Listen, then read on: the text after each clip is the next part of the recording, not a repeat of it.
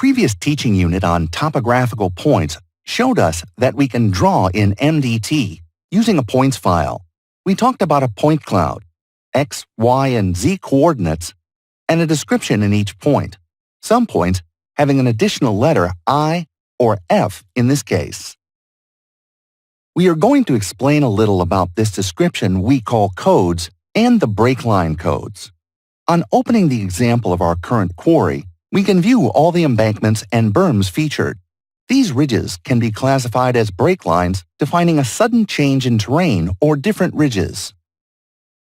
As we have seen, we can consolidate these break lines based on classic topography measurements using GPS and other means, enabling us to classify these lines in accordance with measurement and type and to place them in order.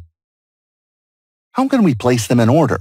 By simply defining start, end, or closure codes. We can begin by defining this point as a head slope and assign a start and the descriptor code end.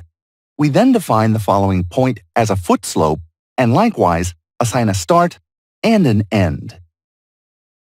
Another example, illustrated below, is where we go round a line in the excavation that closes at the end, forming a kind of pool or basin, and in this case, we can assign a start point for our measurement, walk around the watershed, and conclude by assigning an end code in such a manner that the program, when the break lines are drawn, closes them automatically.